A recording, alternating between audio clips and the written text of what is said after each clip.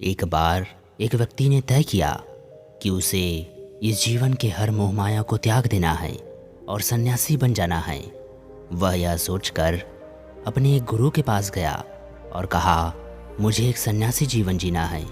गुरु ने पूछा, क्या तू सच में सन्यासी बनना चाहता है? तो व्यक्ति ने कहा, हाँ। तब गुरुजी ने कहा, ठीक है, आज के बाद से तू मुझसे कभी नहीं मिलेगा। जब ज़रूरत होगी तो मैं खुद तुझे बुला लूँगा। इस आश्रम में 500 से भी अधिक सन्यासी हैं, तुझे भी उनकी तरह ही रहना पड़ेगा। व्यक्ति ने कहा, ठीक है, और वह जाकर एक बंद कमरे में चुपचाप बैठा रहता। उसे चावल कूटने का काम दिया गया। वह रोज़ 500 सन्यासियों के लिए चावल कूटता। वह दिन भर चावल कूटता और जब वह थक जाता तो वहीं सो जाता और फिर वापस उठकर फिर से चावल कूटने लगता। उसे लगता था कि जब गुरुजी को उसकी ज़रूरत होगी तो वे खुद उसे बुला लेंगे, और इसी इंतज़ार में वह हमेशा रहा करता था। वह सुबह से शाम तक बस चावल कूटता रहता था, क्योंकि गुरुजी ने उसे यही करने को कहा था। 12 सालों तक यही चलता रहा, लेकिन तब तक वह बेहद शांत हो गया था। उसके मन में ना कोई विचार, न कोई अड़चन, कुछ नहीं था। वह बस इसी काम में लगा रहता था, चावल कूटने के। 12 सालों में यह उसकी दिनचर्या बन चुकी थी। 12 साल बाद गुरुजी को लगा कि अब उनके जाने का वक्त आ गया है। उन्होंने सब में यहाँ घोषणा करवा दी कि जो भी मेरा उत्तराधिकारी बनना चाहता है वह रात में मेरे कमरे के दीवार के बाहर 4 पंक्तियाँ लिखकर चला जाए। उन पंक्तियों में जीवन को कैसे सही तरीके से जीना है उसे लिखना होगा, जीवन का सत्य लिखना होगा, लेकिन यह उसे स्वयं से लिखना है, खुद का ही अनुभव बताना है। सभी गुरुजी को बेहद मानते थे, लेकिन सब उन्हें धोखा नहीं देना चाहते थे। उनके आगे खुद को प्रस्तुत करना आसान नहीं था। हिम्मत तो सभी शिष्यों में थी, लेकिन यह काम कोई करना चाह नहीं रहा था। उन्हीं में से एक विद्वान शिष्य ने यह करके दिखाया। उसने कमरे के दीवार के बाहर 4 पंक्तियाँ लिख दी, जिसमें उसने लिखा था कि मन एक दर्पण की तरह है जिसमें धूल जम जाती है। उस धूल को साफ कर दो, सत्य नज़रों में आ जाता है और सत्य मिल जाता है। सुबह गुरुजी उठे तो उन्होंने देखा और उन्होंने कहा, किस मूर्ख ने मेरी दीवार खराब कर दी, उसे पकड़ कर लाओ। लेकिन वह विद्वान शिष्य रात में ही भाग गया था, क्योंकि यह विचार उसके नहीं थे। उसने बड़े बड़े ग्रंथों में से यह विचार उठाकर वहाँ पर लिख दिए थे।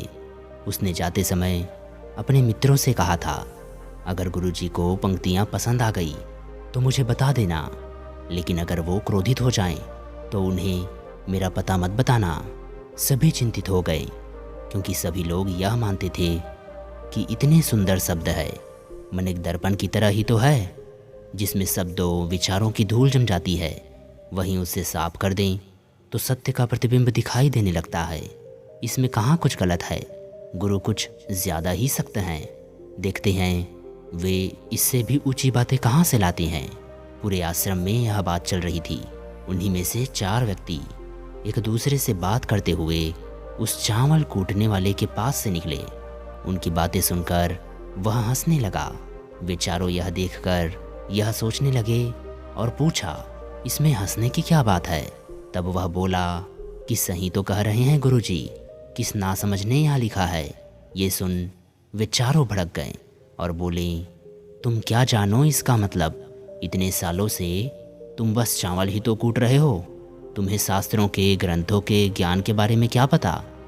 अगर इतनी ही ये पंक्तियाँ गलत है तो तुम इससे अच्छे कोई शब्द बताओ। वह व्यक्ति बोला, ठीक है, मैं बता दूंगा, लेकिन मैं इतने सालों से चावल कूटते कूटते लिखना भूल गया हूँ। किसी को लिखना पड़ेगा।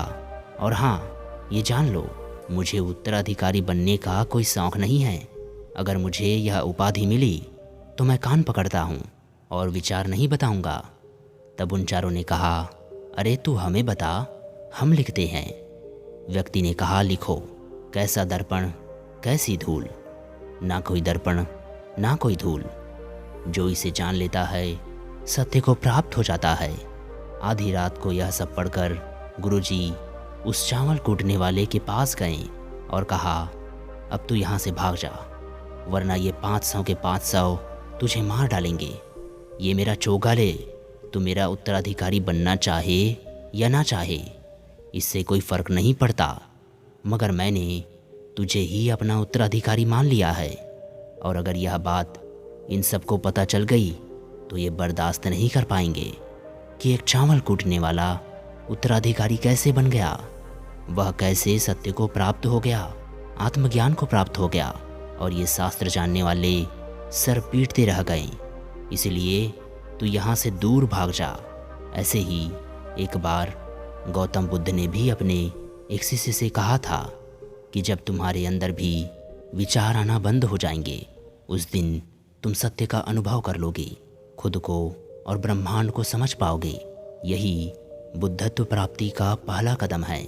मन को शांत करने का पहला तरीका जो बोधि ग्रंथों में बताया गया है वह है खुद के विचारों पर काम करना है। आपके अंदर क्या चल रहा है उसे अच्छी तरह से समझना होगा, न कि अपने विचारों को कहीं भी दबाना।